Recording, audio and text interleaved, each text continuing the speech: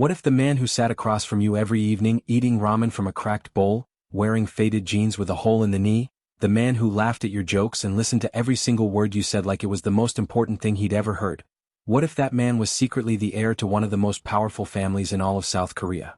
And what if you, a curvy black American kindergarten teacher from Atlanta, Georgia, who had spent years feeling invisible in a city that didn't always know what to do with you? What if you were the only woman in the world who passed his test? That's not a fairy tale. That's Rose's story. Let's set the scene. Seoul. A Tuesday morning that smells like rain and street food. A kindergarten classroom decked out in rainbow streamers and paper stars hangs from the ceiling like tiny wishes. And in the middle of it all, moving like she has somewhere to be and someone to love, there is Rose Williams, 28 years old. Originally from Atlanta, where the summers are thick and her grandmother made sweet potato pie every Sunday. Now living in a small but cheerful apartment in Mapogu, Seoul, where she has managed to cram a record player, 3 overfull bookshelves, a bright orange couch and more houseplants than is strictly sensible into 400 square feet of borrowed space. Rose is a plus-size woman. Curvy, full-figured, gloriously round in all the ways that made her self-conscious for years and proud now, most days.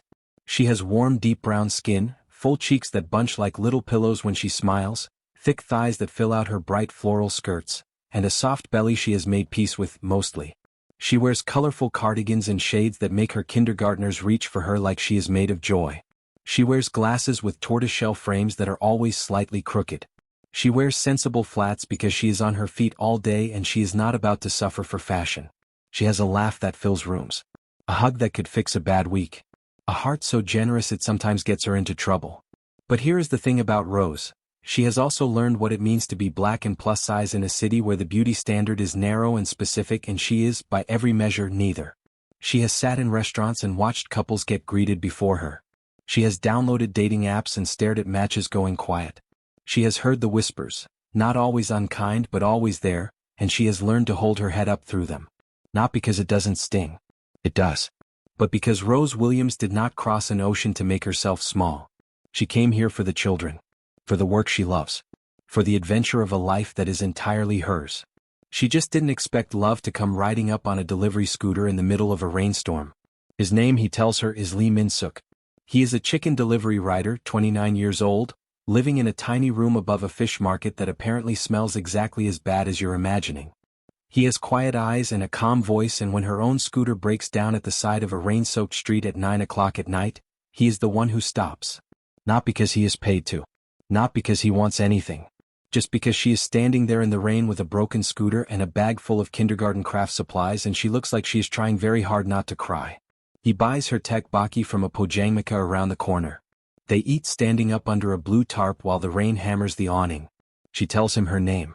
He tells her his. She makes him laugh with a story about a 5-year-old who told her she looked like a happy cloud. He tells her that doesn't sound like an insult to him. She decides she likes him. What Rose does not know, what she cannot know not yet, is that Lee Min-suk is not his real name. His real name is Choi Hyunwoo. And he is the only son and heir of Choi Sung-min, a man known quietly in certain circles as the Shadow King of Busan. A man whose family controls a vast and discreet business empire worth more than most people will see in 100 lifetimes. Hyunwoo has done this before. The test. Dress like a delivery rider. Live cheaply. Find out who loves him, not the family name, not the money, not the future inheritance. 3 women before Rose were brought close and eventually shown the cracks in the illusion. The desperate rent, the second-hand furniture, the life with no financial cushion. 3 women, when faced with a man who appeared to have nothing, eventually let their kindness cool. Rose does not know any of this. Rose just knows that the delivery rider made her feel seen on the worst Tuesday of her month. And this right here, is the story of how a curvy black teacher from Atlanta, Georgia, without trying, without performing, without being anything other than exactly who she already was, passed the most important test of love she never knew she was taking. Stay with me. This one is going to make you feel everything. Hey friends, real quick, drop in the comments right now. Where are you watching from today? And if you were Rose, discovering the man you fell for was secretly a mafia boss's son pretending to be broke the whole time, what would you do? Stay and give love a chance or walk away? Let me know below. The alarm went off at 6:15, and Rose Williams silenced it with the practiced, exhausted grace of a woman who had been doing this for 3 years. She lay in the dark for exactly 45 seconds. She had timed this once out of curiosity, and stared at the ceiling of her apartment in Mapogu. The ceiling had a water stain in the corner that she had long ago decided looked like a rabbit mid-leap. She called it Gerald. Gerald was her first company every morning. "Okay," she said to Gerald. "Another one." She sat up. The apartment was small but it was hers, and she had made it feel that way with everything she had. The orange couch with the throw pillows in mustard yellow and forest green. The record player she'd shipped from Atlanta at great personal expense, which her mother had said was absurd and which Rose maintained was absolutely necessary for the preservation of her soul. The watercolor prints of magnolias and Seoul alleyways she'd mounted in mismatched frames along the entry wall. The kitchen windowsill lined with succulents in small terracotta pots that she had named, all of them, after black women she admired. She shuffled to the bathroom in her thick-soled slippers and stood in front of the small mirror, wiping the steam from her evening shower off its surface with the side of her hand. She looked at herself. This part of the morning used to be the hardest part. There had been a time, a long time, a teenage years stretching into young adulthood time, when Rose avoided mirrors if she could help it. When she layered clothes to hide rather than express.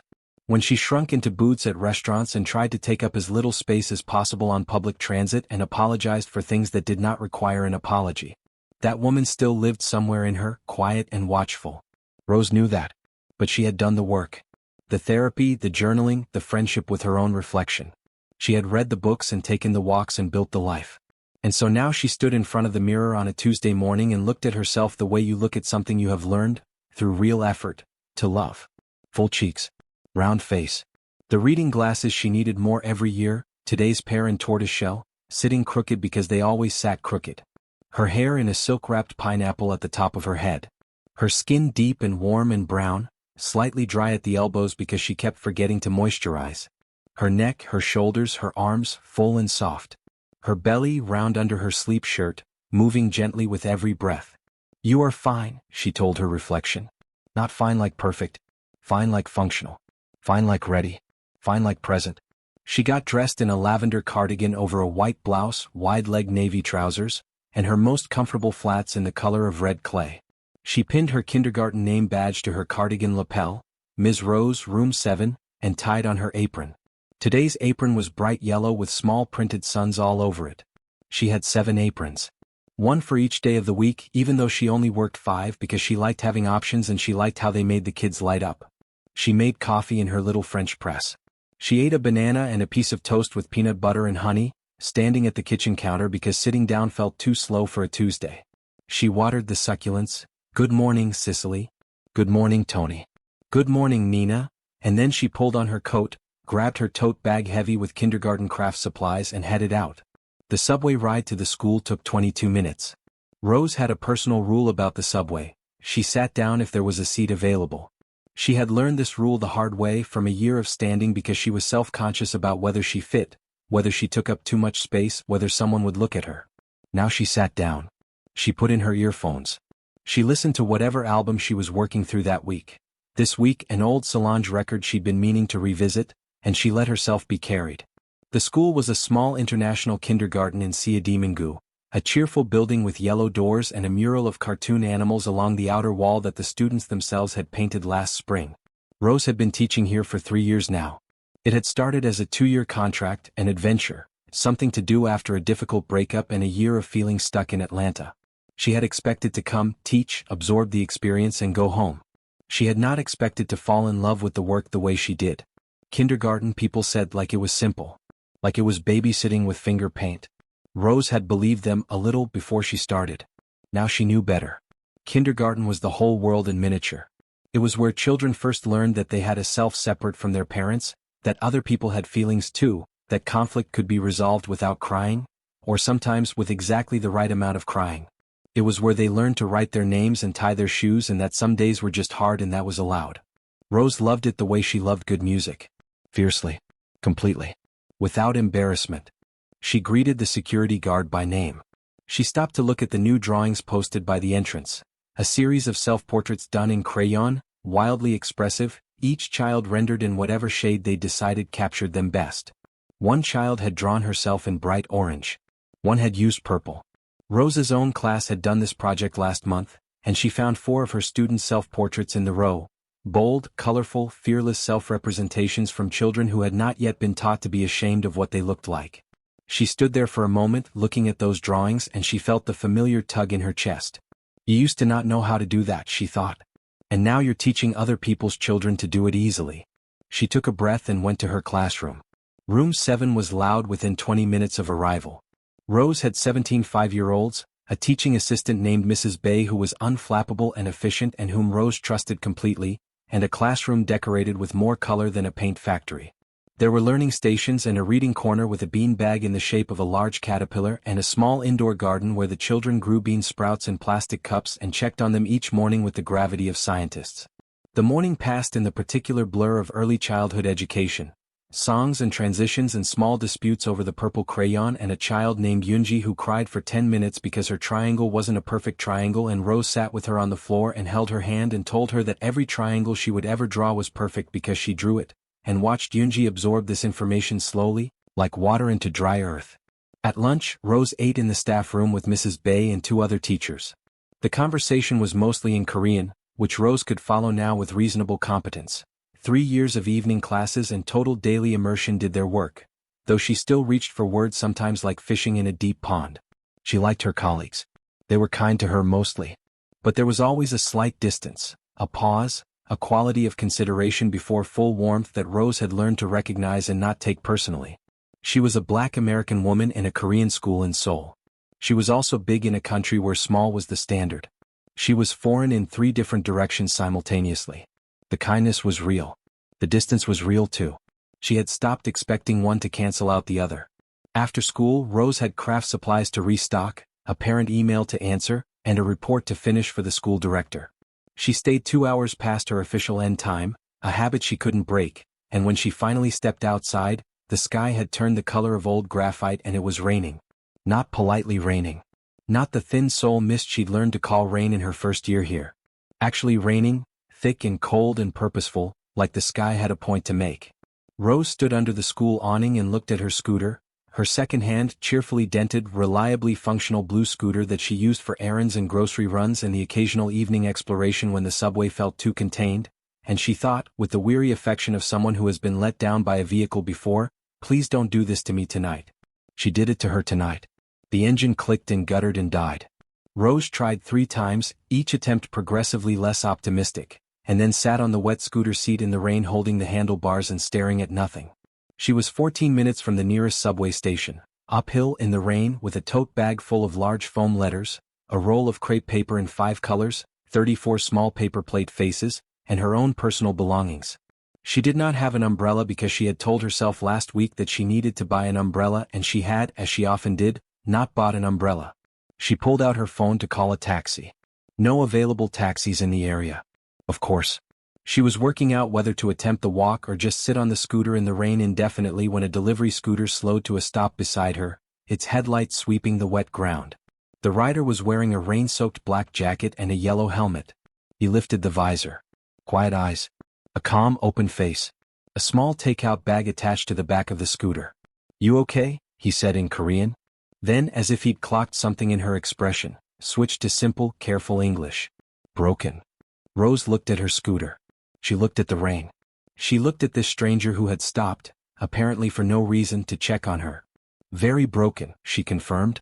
He got off his own scooter. He crouched down and looked at hers with the quiet attention of someone who didn't necessarily know what he was looking for but wanted to appear useful. He tapped the engine housing. He straightened up and tilted his head. "I can't fix," he said honestly. "But." He pointed down the block. "Tteokbokki. You hungry?" Rose looked at the stranger in the rain offering her tteokbokki with the calm confidence of someone who had solved the core problem. She laughed. Genuine, loud, surprised. The laugh that filled rooms. "Yeah," she said. "I'm hungry." His name was Lee Minsuk. He was, he said, a delivery rider, lived nearby, didn't mind the rain because delivery riders couldn't afford to mind the rain. He said this matter-of-factly, without complaint, and bought her a cup of tteokbokki from a pojangmaka around the corner where the elderly vendor knew him by name. They stood under the blue tarp while rain hammered the awning, shoulder to shoulder, eating rice cakes in red sauce with small wooden skewers. Rose told him about the day. About Yoonji and the imperfect triangle. His eyes, and she noticed this immediately because she was a kindergarten teacher and she noticed eyes, the way they changed when people were really listening. His eyes were completely present. He didn't look at his phone. He didn't look anywhere else. She sounds smart, he said about Yoonji. Knowing when something matters. She's 5, Rose said. Everything matters when you're 5. Maybe that's the right way. Rose looked at him. He was eating his tteokbokki and looking out at the rain, and he said that like it was obvious, like the insight cost him nothing, and she felt something small and warm settle in her chest. She told him her name. He told her his. She mentioned the self-portrait project and the child who'd drawn herself in orange, and he said that sounded like a child who already knew something important about herself. Rose agreed. He walked her to her apartment building. Carried her tote bag without asking. When she offered to pay him for the food, he waved it away with a slight, almost embarrassed shake of his head. Tell me about the kid in orange sometime, he said at her door. You won't remember to ask, she said. I'll ask, he said simply. He walked back into the rain. Rose stood in her doorway holding her bag of foam letters and stared after him until he turned the corner. Then she went inside and sat on her orange couch and looked at Gerald on the ceiling. Ha, she said. Gerald had no opinion. But Rose's chest, for the first time in a long time, felt genuinely warm. The second time Rose saw Lee Min-suk, she hadn't gone looking for him.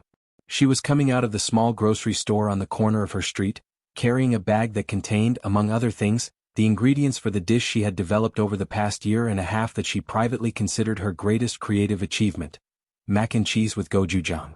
She had started making it as a homesick experiment and had refined it over 17 iterations into something she was genuinely proud of: creamy, deeply savory, with a low and persistent heat that snuck up on you pleasantly.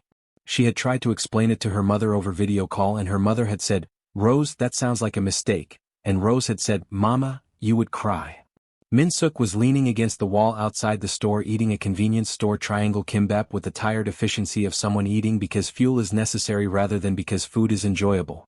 He saw her at approximately the same moment she saw him. There was a second of mutual startled recognition, the kind that happens when someone you've been thinking about, lightly and unexpectedly, appears in front of you. You live near here? She said. Above the fish market, he said. 2 streets over. She knew the fish market. She had walked past it many times and thought, sympathetically, about anyone who had to sleep in proximity to it. How's the scooter? He asked.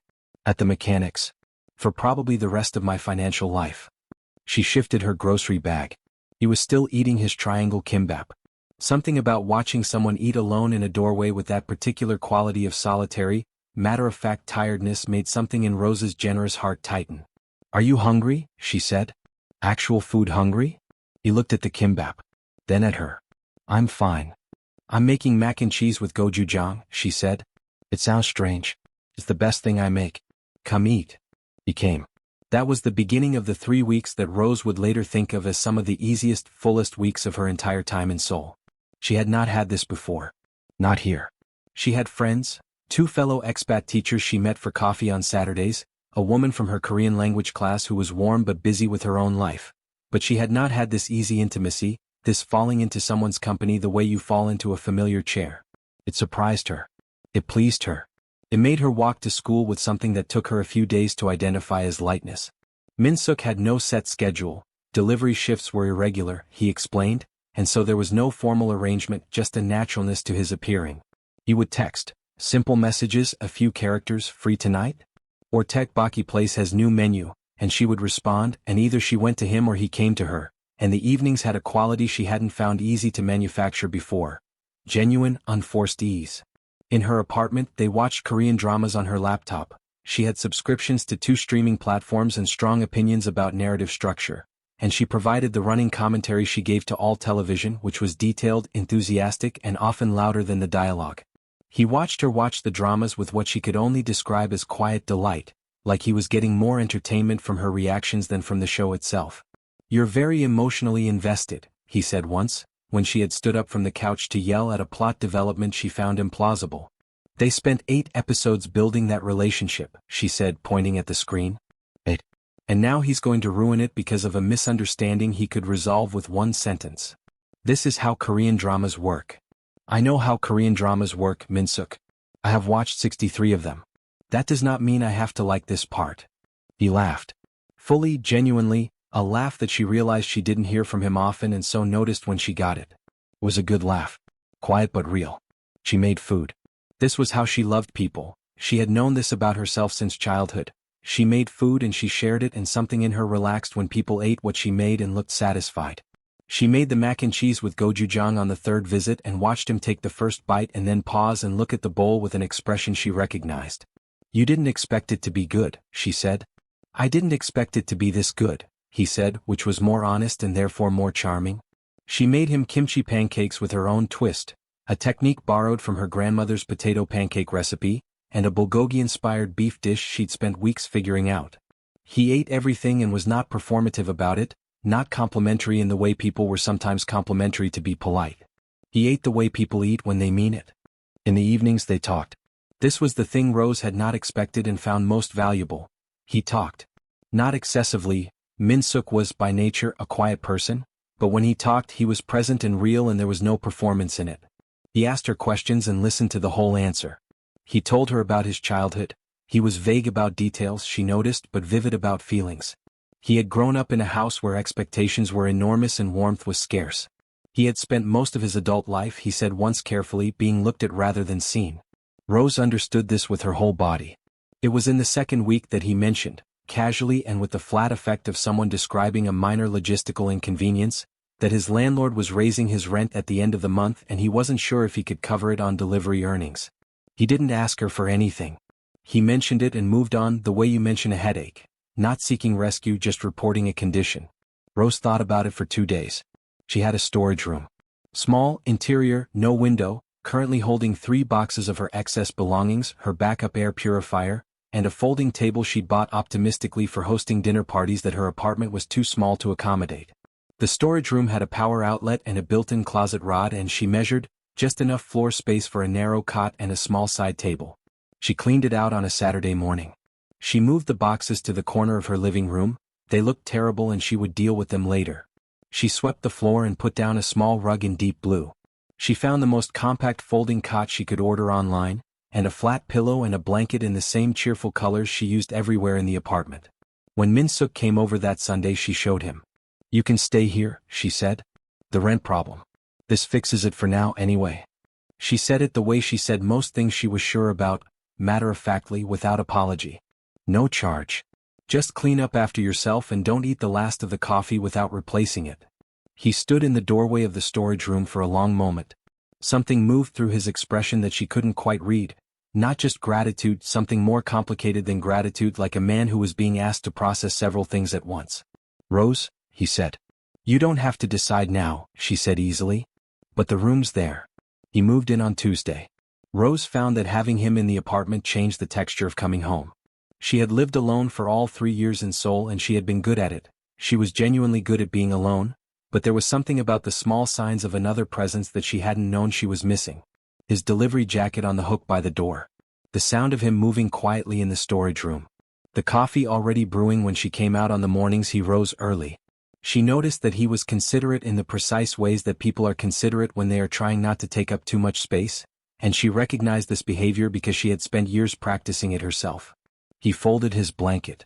He washed his dishes before she woke up. He asked before using the last of anything. One night, after she'd had a hard day at school, a parent meeting that had gone sideways, a colleague who had said something about her Western approach, that was not unkind but was not entirely kind either. She sat on the orange couch and said nothing for 20 minutes and he sat with her and said nothing too, and at the end of it she felt better in the specific way she only felt better when someone hadn't tried to fix her, just sat with her. "Thank you," she said. "For what?" "For not talking." He nodded like this made complete sense to him. And Rose looked at this quiet man living in her storage room eating her cooking and watching dramas with her, and she thought, with the bright clarity of something she'd been working up to for 2 weeks, "I really genuinely like you, Lee Min-suk." She did not say it out loud. She put it in her chest carefully and went to water the succulents. The rooftop of Rose's building was, technically, a utilitarian space. Exposed concrete and a water tower and 3 satellite dishes that she had named on a slow Sunday afternoon: Bernard, Gertrude, and the small one. There were 2 plastic chairs that had been up there since before Rose moved in and which she had never removed because sometimes, on good evenings, the rooftop was exactly the right kind of place to be. It was a Saturday in October, 6 weeks after the rain in the tteokbokki, and the air had the first real cold in it, not brutal yet, just declarative, the way autumn announces itself in Seoul. The city was spread out below them in layers. The lit windows, the moving lights of traffic, the pale glow of convenience store signs, the dark shapes of mountains just visible at the horizon. Rose had one can of beer. Min-suk had declined to grab one for himself.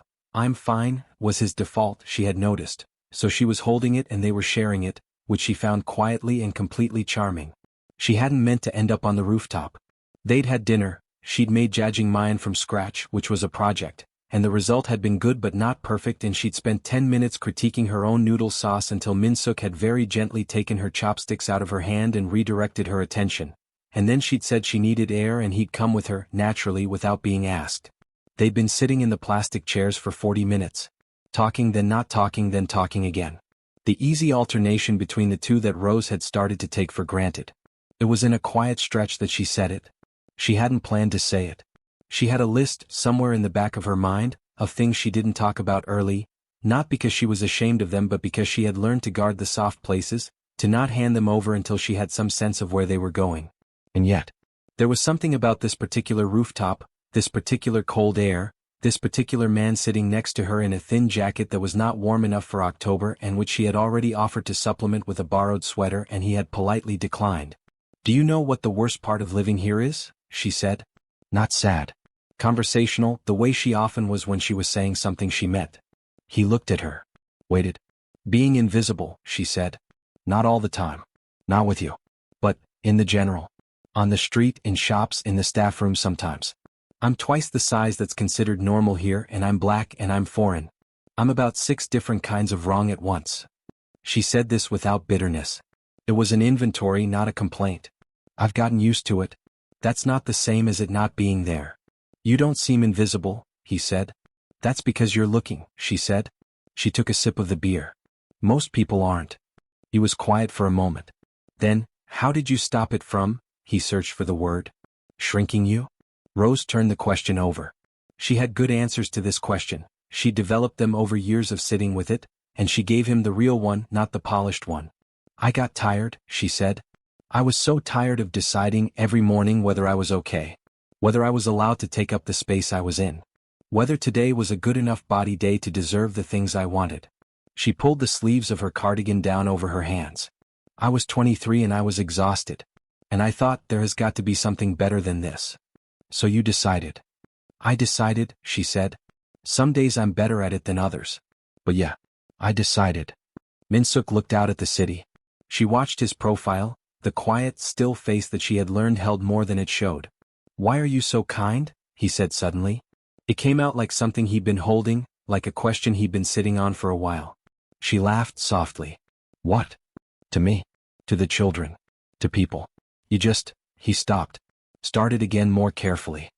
"I have met people who have harder things than you. Who were less kind. Who used the difficulty as a reason." Rose considered this. She didn't rush to answer because it was a real question and it deserved a real answer. "My grandmother," she said eventually, "used to say that kindness was a decision you made before the day started.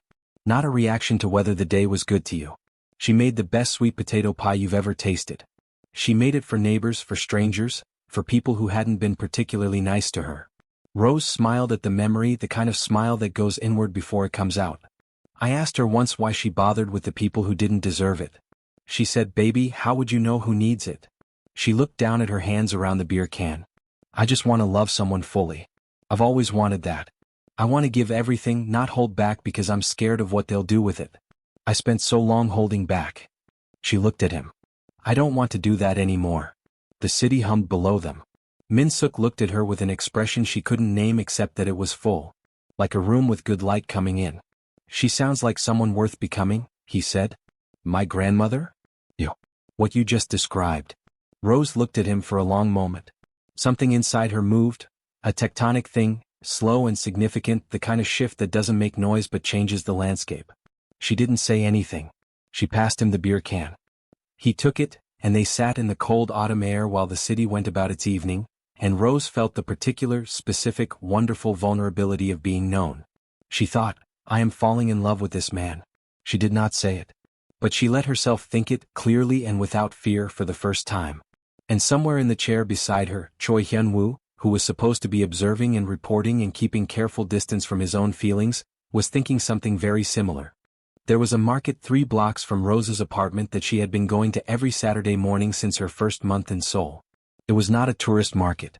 It was a real, neighborhood, old building market with vendors who had been selling from the same stalls for 20 years and who recognized her now, the round-faced black woman with the colorful cardigans who bought too many vegetables and always stopped to look at the second-hand houseware stall for longer than she intended. The Ajumma who sold seasonal produce knew that Rose liked her green onions in large bundles and would sometimes set one aside before Rose arrived. Rose had decided this was the most romantic thing that happened to her on a regular basis, and she had told her mother this, and her mother had said she needed to get out more. She started bringing Minsuk. It was his idea, actually, or half his idea.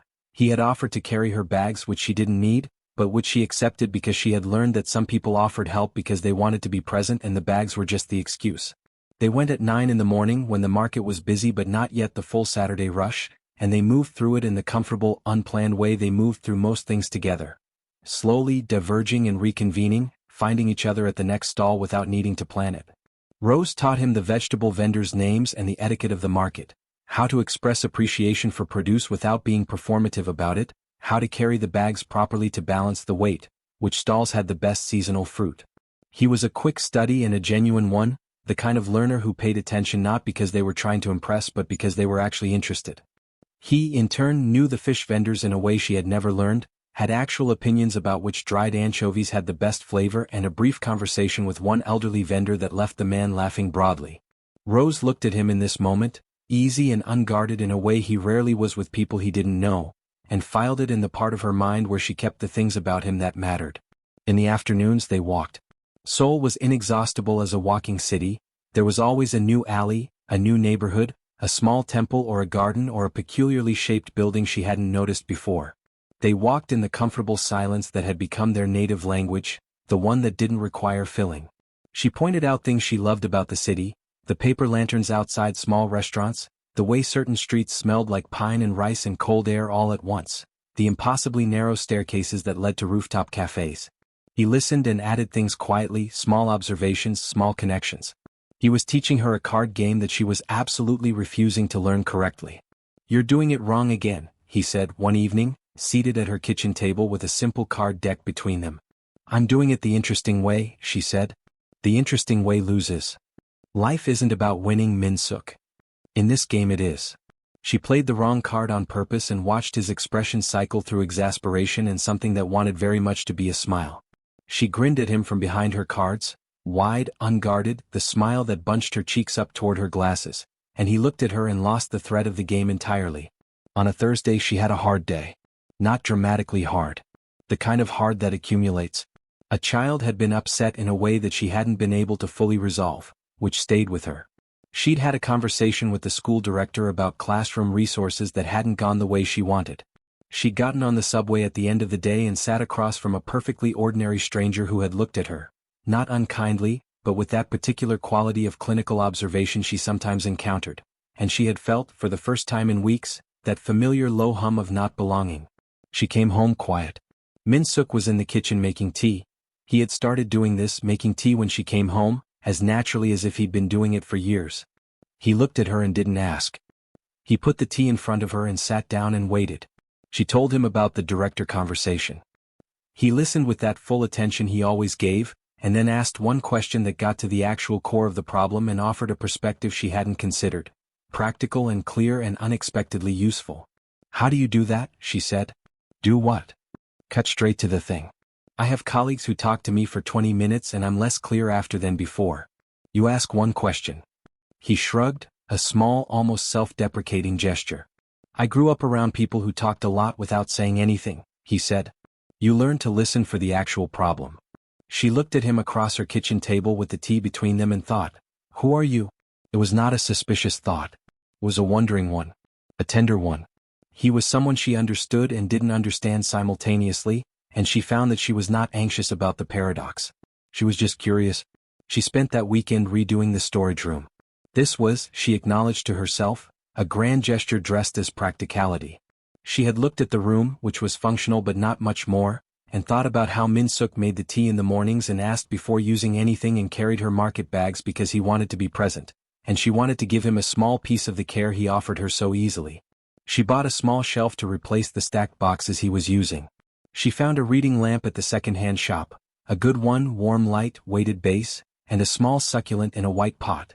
She repainted nothing because that would have been too much, but she hung a small framed print on the wall, a simple watercolor of a Seoul alleyway at dusk that she had 2 copies of and had never put up the second one. When he saw it, he stood in the doorway for a moment. "You didn't have to," he said. "I know," she said simply. "I wanted to." He looked at the little room, the shelf, the lamp, the succulent in its white pot, the alleyway print, and she watched something in his face shift, something careful and guarded move sideways to make room for something else. "Thank you, Rose," he said quietly. She recognized that he meant more than the room. "Don't name the succulent something weird," she said, turning back to the kitchen. "I have a whole system." He named it after an alleyway in Busan she had never been to. She let it stand. The open day at Rosa's school was in the second week of November. It was the school's twice-yearly event for parents to visit, observe the classroom, look at the children's work, speak with teachers, and generally feel connected to what their children were doing every day. Rose took open days seriously, not anxiously but with care, the kind of care she gave to anything that involved her children's well-being. She had spent the previous week making sure the room was ready. Work displays thoughtful and legible, the indoor garden freshly watered, the self-portrait project mounted properly, a printed information sheet about what the class had been learning and where they were headed. She mentioned it to Min-suk casually and then added, almost as an afterthought, "You can come if you're curious. I don't have family here, so I always have one less person than everyone else." He came. She didn't have time to pay attention to him for the first hour. Open day was a controlled chaos of greetings and parent conversations and demonstrating the learning stations and answering questions, all of it in a blend of Korean and English that she navigated by instinct and preparation. She was wearing her finest cardigan, deep teal with small embroidered flowers at the cuffs, and her best flats and a bright scarf she'd bought last spring, and she moved through the room with the fluency of someone who understood it completely. She saw Min-suk standing near the indoor garden, looking at the bean sprout cups. One of her students, a boy named Juno who was watchful and curious and one of her quietest, had gone up to him and appeared to be explaining the entire growing process in detail. Min-suk was crouching down to eye level, listening with total attention. Rose saw this from across the room and felt something happen in her chest that she could only describe as recognition. Like a piece of information she'd been gathering, suddenly understood. There was a moment between parents, a brief opening, and she went to him. "He's been waiting to tell someone about the bean sprouts for weeks," she said quietly, nodding at Juno. "He knows everything about them," Min-suk said, equally quiet. "The exact number of days since planting, the daily growth rate, the ideal light conditions." He looked at her. "Where did you find these children?" "They find me," she said and smiled. He stayed for the whole open day. He stood at the edges, watched and did not intrude. But she was aware of him, the still, present shape of him near the door, and she found to her own surprise that his being there made her better. Easier. Steadier in the spaces between parents when she was regrouping. Later, walking home, she said, "Did you have a teacher you loved when you were little?" He thought about this. "Not at school," he said. "There was a man, a caretaker at the house I grew up in. He stopped. Restarted. He used to talk to me like I was a person." She heard everything in that sentence that he wasn't saying. The house he grew up in. The implication that this had not been the default. "I'm sorry," she said. "It was a long time ago. That doesn't always matter." He glanced at her sideways, that glance she had come to know, the one that meant he was calibrating how much she could hold. And then, "He used to take me fishing on Sunday mornings. He never caught anything. He said the fish were not the point." "He sounds like someone worth knowing." "He was." Pause. "He died when I was 16. Rose did not rush past this. She let it sit the way he let difficult things sit, with space and quiet around them. "I think he knew who you were," she said eventually. He didn't answer. But she saw the way his jaw moved briefly and she knew she had said the right thing. It was on the rooftop that evening, they kept returning to the rooftop, it had become their place without anyone deciding it, that she told him about being 14. She hadn't meant to. But he had given her something real and her chest felt open and the cold air made things easier to say, somehow. "When I was 14, she said, I had this idea that if I lost weight everything would change. That I'd become the person I was supposed to be. The person who got asked to dances and whose photos people liked." She pulled her knees up on the plastic chair. "I did this terrible diet, Didn't tell my parents, just stopped eating most things. For about 3 months. Min-suk said nothing. Listen. My grandmother found out. She didn't lecture me. She just made me sit down in her kitchen and she made me eat, and while I ate she talked. She talked about all the women in our family, her mother, her grandmother, all the way back, and she described them. What they looked like. Full-figured, most of them. Beautiful. Powerful. Women who built things. Rose paused. She said, "Baby, do you know what you're trying to erase?" The city was doing its evening below them. Rose looked at her hands. "I cried for a long time," she said. "And then I ate the rest of the food. And I decided, or started to decide, it took years, that I wasn't going to apologize for taking up space." Min-suk was looking at her with that expression she had come to understand as his version of moved. Not demonstrative. Just present and full. "She saved you," he said. "She reminded me of myself," Rose said. "There's a difference." She hadn't shared that story with many people. She turned it over after she said it, checking whether she felt exposed, vulnerable in a way that was bad. She didn't. She felt light. She felt like she had handed something heavy to someone she trusted and discovered it didn't need to be heavy anymore. She realized, genuinely safe. With this person. In a way she had not felt safe with someone romantically adjacent in a very long time. She did not move toward him. She was not there yet. But she was closer than she had been, and she let herself feel that without immediately drawing back. She looked out at Seoul. "Thank you for coming today," she said. "I wouldn't have missed it," he said simply. She believed him. The school fair happened on a Saturday, the second week of December, and it was exactly the kind of organized, cheerful chaos that Rose was designed for. It was an outdoor event. The school had the courtyard tented and lit with string lights, with food stalls and games and a silent auction of children's art and a stage at one end where the kindergarten classes were performing in sequence. Rose's class was doing a short piece they'd been practicing for 3 weeks, a loosely structured retelling of a Korean folk story about the moon and a rabbit, which had been adapted by Rose in collaboration with her students and which now contained significantly more dancing than the original myth. She was backstage with 17 5-year-olds in rabbit ears and moon costumes when she looked through the gap in the curtain and saw Min-suk in the crowd. He was standing near the back, slightly apart from the larger family clusters, wearing his usual faded jacket. He had gotten there early, before the performance, before the fair fully opened, and she hadn't known he was coming, and the sight of him standing there simply, just there, without announcement or fanfare, made her chest do something complicated. The performance went beautifully. Yoonji's dancing was passionate and slightly improvisational, and the other children adjusted around her with the instinctive generosity of 5-year-olds who didn't know yet that this wasn't how performance worked. Rose stood in the wings and watched them and felt the particular emotion she felt every time her class did something publicly. Pride so big it was almost unwieldy, and an awareness always of how temporary this was, how they would grow and move on, and this specific version of them in rabbit ears would exist only in this moment. After the performance they walked the fair together.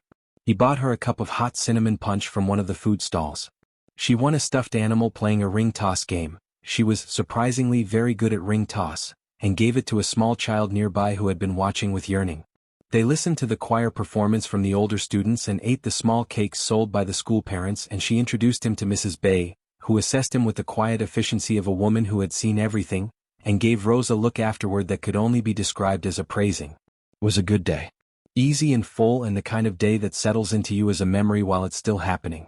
On the walk home, December streets, cold air carrying the smell of street food and wood smoke, he was quiet in a different way than usual. She noticed. She had become fluent in his silences. This one had a different quality, weighted, a little careful. "What's wrong?" she said. "Nothing's wrong," he said. Which she believed, technically. But something was coming. They reached her building. She led them up to the rooftop because that was where they went when they needed to say real things, and they stood at the railing with the city below and the cold air around them, and she waited. He took a breath. "I have to tell you something," he said. "And I need you to hear the whole thing before you respond." Something in her stilled. Not afraid. Just alert, the way she got when she sensed a room changing. "Okay," she said. He told her. Not everything, not all at once. It came in pieces, and she heard each piece land and settle before the next one came. His name was not Lee Min-suk. His name was Choi Hyunwoo. He was 29 years old, and he was from Busan, not from a small room above a fish market. His father was a man with considerable influence and a family business that spanned several industries. He had been living this way, the delivery job, the small room, the ordinary life, deliberately, as a kind of test. Not of her, specifically, in the beginning. Of what was real. Of who saw him versus who saw the name and the future and the weight of everything that came with it. 3 women before, he said. Women his father had introduced him to, women from families that intersected with his. He had tried the same approach. He had watched each one, eventually, close off or step back when the financial picture looked difficult. Not because they were bad people. Because they were people for whom security and stability were requirements that he had appeared not to be able to offer. He had not planned for Rose. He said this carefully, not as a line but as a fact. He had not planned for her. She had not been part of any arrangement. She had been a woman in the rain with a broken scooter and a bag full of foam letters and a laugh like a room filling up with light, and he had stopped because she looked like she was trying not to cry, and everything after that had been real. Had been more real, he said quietly, than most things had been in a long time. He stopped talking. The city was very loud below them in the silence. Rose looked out at it. She did not look at him yet. She felt the shock moving through her. Not dramatic, not a collapsing kind of shock, but the kind that is cold and clarifying, like stepping out of a warm room into winter air. She felt herself processing. The storage room she had offered him, which he hadn't needed. The delivery job he'd had, which was apparently real but not necessary. The worn jacket. The triangle kimbap in the doorway. The practiced simplicity of his whole life, every detail of it. She thought about how genuine it had all felt. How much she had felt seen. Whether you could be seen by someone who was, simultaneously, seeing you without showing you all of themselves. She thought about the women who had failed the test. What had they failed exactly? Generosity? The capacity to love something ordinary? She thought about the night she had offered him the storage room without hesitation, not because she was performing anything but because she had looked at him and thought, this person needs something and I have it, and so why wouldn't I? She thought about her grandmother. How would you know who needs it? She did not cry. She stood very still and thought all of these things and let them move through her, and she breathed. Then she turned and looked at Choi Hyunwoo. He was watching her with an expression she had not seen on him before. Not the calm, quiet face. Something underneath that, exposed, something that looked like genuine fear, the kind that is not about physical threat but about loss. She looked at him for a long moment. I need to think, she said. Okay, he said immediately. I'm not walking away right now. I just need to think. Okay, he said again. She looked back at the city. She let her breath out slowly. Hyunwoo, she said, using his real name for the first time, quietly, like she was testing the shape of it. Was any of it not real? He answered without hesitation. None of it was performance, he said. I wasn't playing a character with you. I was more myself with you than I've been in years. Rose absorbed this. Okay, she said finally. Okay. She went inside. He let her go. She stood in her apartment, by herself, with Gerald on the ceiling and the succulents on the windowsill, and she held the whole thing in her hands like something new and fragile and not yet understood. She stayed up until 2 in the morning just sitting with it. She didn't see him for 3 days. This was mutual and understood. She had said she needed to think, and she had, and he had given her the space without making her feel bad about needing it, which she noted and appreciated. He had sent one message on the 2nd day. I'm here when you're ready. No rush. She read it 6 times. She walked to school those 3 days and walked home and lay on her orange couch in the evenings and had the argument with herself that she knew she needed to have. Not out loud mostly. Internally, the way she processed things, in a running conversation with herself that covered all the ground. There was the lie or what felt like a lie. And she was honest with herself about this. It hurt. Not enormously, not in a devastating way, but in the specific way that the withholding of truth hurts when you thought you were standing in the full light of someone and discover there was a shadow you didn't know about. She had given him her storage room, her food, her grandmother's stories, the teenage diet and the mirror in the morning and the things she said on the rooftop because the cold air made them easier, and he had given her, in return, a self that was real and genuine in its feeling but not complete in its facts. That mattered. She sat with that. But she also sat with the other thing. The way he had listened. The way he had crouched down to Juno's eye level at open day and learned everything about bean sprouts with genuine attention. The tea in the mornings. The walks. The way he had said I was more myself with you than I've been in years without any performance, without any attempt to make it sound better than it was. He had been hiding a secret. But he hadn't been pretending to be kind. He hadn't been pretending to care. Those things were real. She had spent 3 years learning to read people. It was part of the work of teaching young children, learning to distinguish genuine emotional communication from performance, from manipulation, from need. She trusted her reading. And then there was the hardest question. The one she came to on the 3rd evening, Sitting on her orange couch with a cup of tea, she had made herself a Nina Simone on the record player, moving low and steady through the apartment. She asked it to Gerald on the ceiling. He said yes. If she opened this door again. His world was enormous. His family was powerful and complicated and wealthy in ways that she, a kindergarten teacher from Atlanta living in a 400-square-foot apartment with a second-hand record player, was not. He had grown up in a life that she could not fully imagine. She would be stepping into something that was not hers, that had rules she didn't know, expectations she might not meet.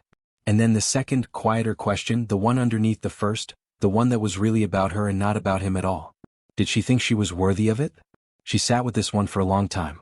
Because this was where the work showed its value or it didn't. This was the moment where years of standing in front of mirrors and telling herself the truth, of making decisions before the day started, of refusing to shrink. This was where it counted. She thought about the women who had failed his test. She thought about what the test was really measuring. Not whether they had money, not whether they were smart or beautiful or accomplished in the conventional ways. Whether they had enough in them to give freely when the situation looked ordinary. Whether they could see value in a person who appeared to have nothing.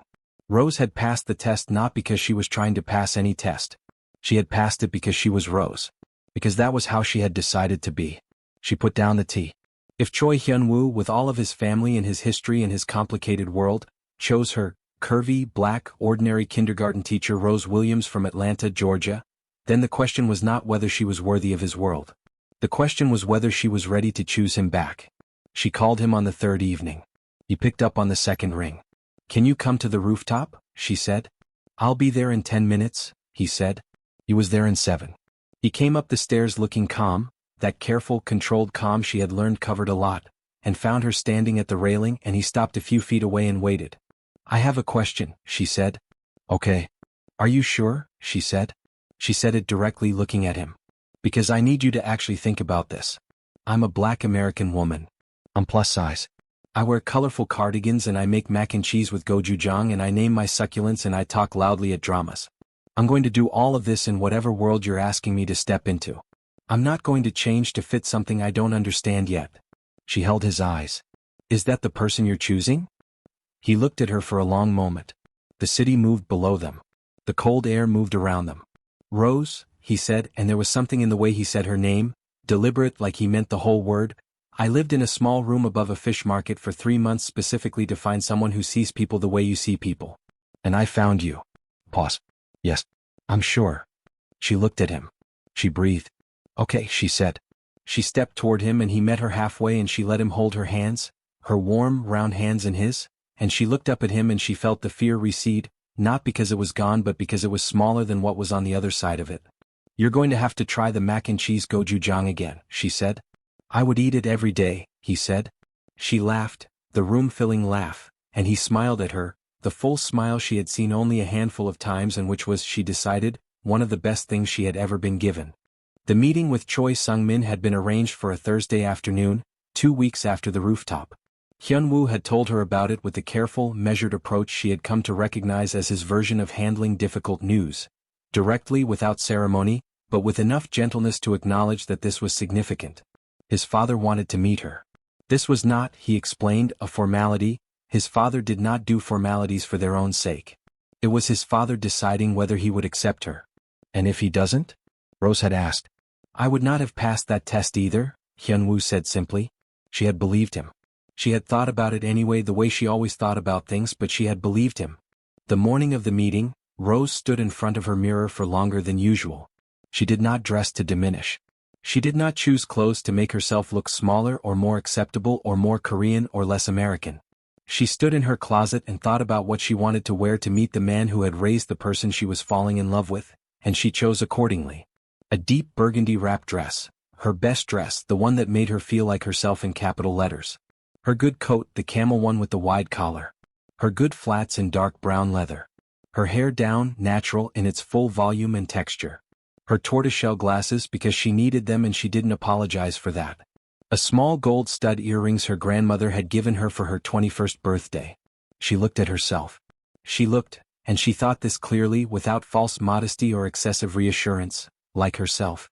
Like Rose Williams. Like someone who had decided years ago to take up her own space. "Okay, Gerald," she said to the water stain on the ceiling. Here we go.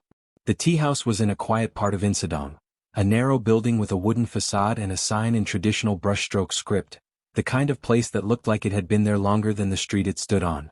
Inside, it was dim and warm with the smell of high-quality tea and old wood. A server led them to a private room at the back, sliding screens, a low table, cushions on the floor. Choi Sung-min was already seated. Rose's first impression was composed, deliberate, calm. A man in his late 50s with Hyunwoo's quiet eyes and none of his softness, or not the same kind anyway. He was dressed simply for a man of his apparent resources, a well-made jacket, understated. He looked at her the way she imagined he looked at everything, with complete, careful attention. She bowed. Appropriately, at the right depth because she had been in Korea for 3 years and she had paid attention. He inclined his head. They sat. The tea was poured. Rose held her cup in both hands because she had been taught that this was respectful and because her hands needed something to do and she was not going to let them shake. She was nervous. She was honest with herself about this. The man across from her controlled things she didn't fully understand, and he was assessing her, and the stakes were not nothing. She felt the nervousness the way she felt it before every open day. It moved through her and she let it move and it did not take over. Choi Sung-min asked her questions. In Korean, initially, and she answered in Korean, and she saw something shift slightly in his expression, a small recalibration. He asked about her work. She talked about the children, about Room 7, about Yoonji and the triangle and the self-portrait project. She talked about it the way she always talked about it, with love and specificity, naming the children as individuals, describing their particular geniuses and challenges. She watched him listen. He asked why she had come to Korea. She told him the truth. She had come for adventure and for the work and because she needed to meet herself somewhere new. She said this simply without dressing it up. He asked what she wanted for Hyunwoo. She looked at him directly. I want him to be happy, she said. Not happy in the way that looks right from a distance. Happy in the way that makes the mornings easier. She thought of the tea he made before she woke up. She thought of the fishing with the caretaker who never caught anything, the fish not being the point. He spent a long time being looked at and not seen.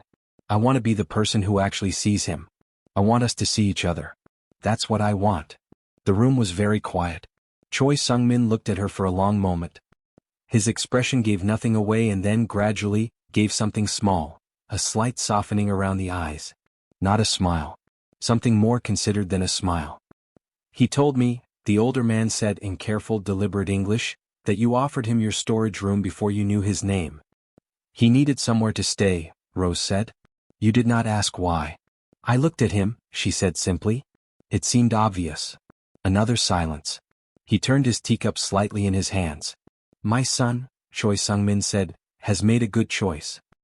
He said it quietly, with no performance, in the manner of a man who chose his words carefully and meant them fully. Rose felt the words land. She did not exhale dramatically. She did not cry. She held his gaze and nodded once and said, I know. A beat. And then, surprising her, the corner of Choi Sung-min's mouth moved. Not a full smile, but something in the direction of one. He drank his tea. They stayed for an hour. They talked, carefully at first and then with more ease, about Seoul and about Busan and about the school and about Hyunwoo when he was small and about a grandmother who made sweet potato pie and a caretaker who took a boy fishing with no intention of catching fish. They found, in the spaces between the careful conversation, small patches of common ground. When they left, Hyunwoo took her hand on the step outside the tea house. She looked up at him. He looked back at her. His expression was, she thought, the most unguarded she had ever seen it, open and warm and a little undone, in the way that people look when they have been holding something carefully for a very long time and have been allowed, finally, to set it down. He likes you, Hyunwoo said. I got that impression, she said. He doesn't like many people.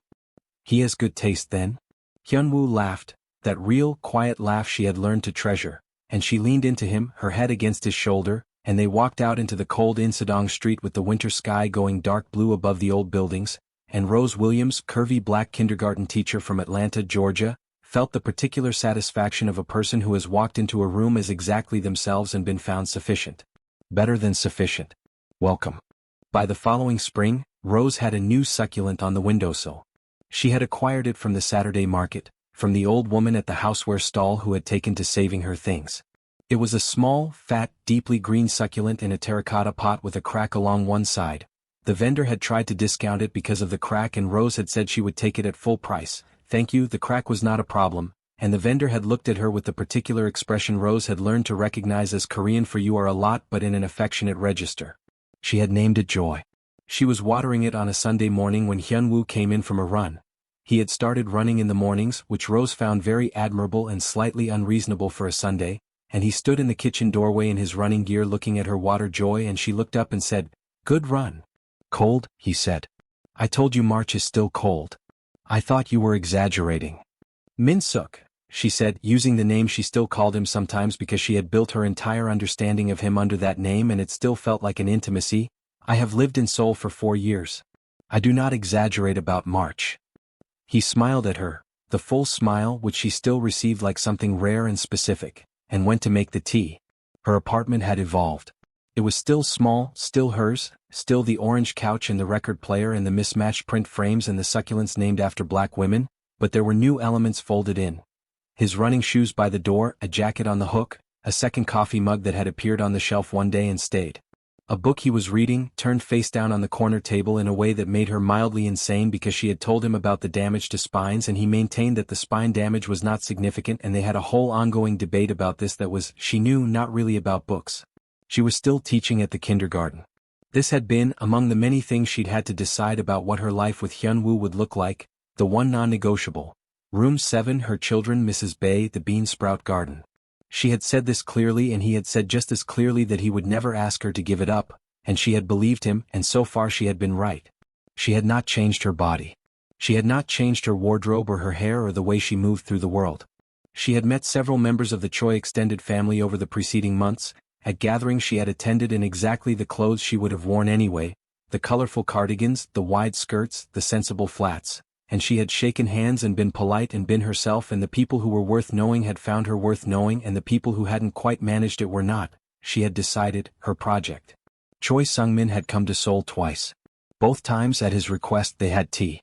He asked about the school each time.